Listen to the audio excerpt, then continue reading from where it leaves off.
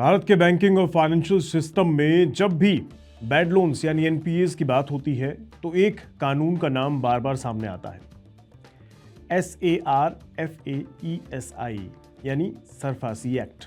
हाल ही में सरकार ने इस कानून में बदलाव के संकेत दिए हैं, जिसके तहत स्पेशल सिचुएशन फंड यानी SSF को भी इसके दायरे में लाया जा सकता है। आज की इस वीडियो में हम यही समझने की कोशिश करेंगे कि ये क्या है SARFAES एक्ट, क्या करता है, क्या होता है ये, और ये SSF क्या होता है। इसके अलावा हम ये भी समझेंगे कि सरफासी एक्ट में प्रपोज्ड इन बदलावों का एक कॉमन ब्राउजर पर क्या असर पड़ने वाला है। तो नमस्कार, मेरा नाम है रोहित कौशिक और आप देख रहे हैं मनी 9। अब चलते हैं मामले की तरफ, पर इससे पहले थोड़ा ब्रीफ में आपको सरफासी जो शब्द है, ये जो शॉर्टकट वाला शब्द है, इसको थोड़ा समझाने की कोशिश करते हैं।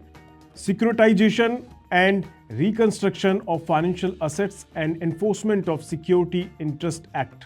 इस एक्ट को सरकार 2002 में लेकर आई थी। इस कानून को 2002 में इसलिए लाया गया था क्योंकि उस समय बैंक की सबसे बड़ी प्रॉब्लम बैड लोन्स की समस्या थी और लोन रिकवरी की प्रक्रिया कोर्ट्स में बहुत लंबी और जटिल थी। कई मामलों में बैंक्स को अपना पैसा वापस पाने में 10 से 15 साल तक का समय लग जाता था।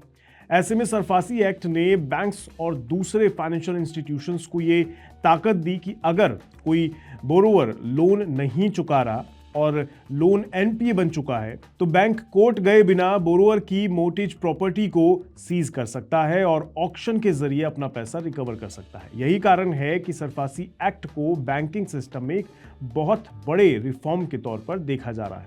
अब अगर हम सरफासी एक्ट के इम्प्लीमेंटेशन की बात करें तो जब कोई बोरोवर अपने लोन की लगातार ईएमआई नहीं देता और उसका लोन एनपीए बन जाता है तो बैंक बोरोवर को सेक्शन 13(2) के तहत एक डिमांड नोटिस भेजता है। इसके बाद बोरोवर के पास 60 दिन का समय जवाब देने के लिए होता है। अगर 60 दिन के भीतर पेमेंट या कोई जवाब नहीं आता तो बैंक सेक्शन 13(4) के तहत एक्शन ले सकता है। इसमें बैंक लोन पर मोर्गेज प्रॉपर्टी पर कब्जा भी कर सकता है और बड़ी बात यह कि इस पूरे प्रोसेस के लिए कोर्ट की परमिशन की जरूरत नहीं होती। अब अगर SSF यानी स्पेशल सिचुएशन फंड की बात करें तो SSF सेबी द्वारा रेगुलेटेड कैटेगरी आई अल्टरनेटिव इन्वेस्टमेंट फंड होता है, जिसका काम होता है उन असेट्स या कंपनीज में इन्वेस्ट करना जो फाइनेंशियल स्ट्रेस में हो। SSF आमतौर पर ऐसे लोन या कंपनीज को लो प्राइस पर खरीदती है जिनके रिस्क ज़्यादा होते हैं, लेकिन इनमें टर्न अराउंड की संभावनाएं भी ज़्यादा होती हैं। इसके बाद फंड एक्टिवली कंपनी का मैनेजमेंट और बिजनेस संभालता है। अगर टर्न अराउंड सफल होता है तो SSF को अच्छा प्रॉफिट मिलता है।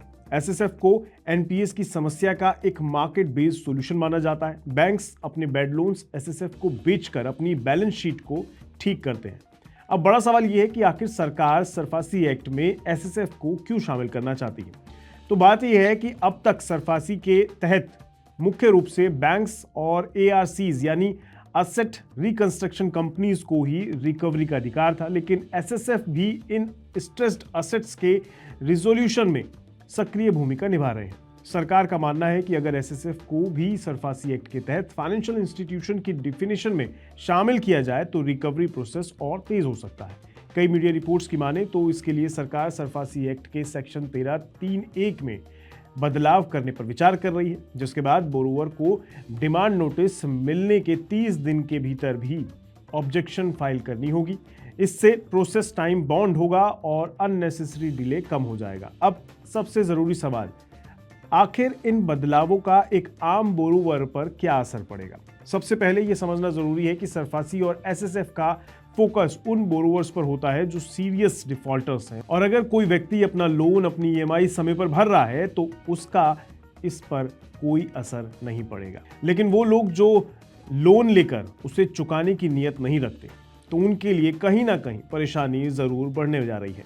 सरफासी एक्ट में SSF के शामिल होने से बैंकिंग सिस्टम और मजबूत होगा। इसका मकसद किसी ऑनेस्ट बोरोवर को डराना नहीं है, बल्कि विलफुल डिफॉल्टर्स पर शिकंजा कसना है। बाकी आपका इस पूरे मुद्दे पर क्या सोचना है, अपनी राय कमेंट बॉक्स में जरूर बताइएगा। ऐसे ही और पर्सनल फाइनेंस, गवर्नमेंट पॉलिसीज और बिजनेस से जुड़ी तमाम खबरों के लिए बने रहे हमारे साथ, देखते रहिए मनी 9। नमस्कार।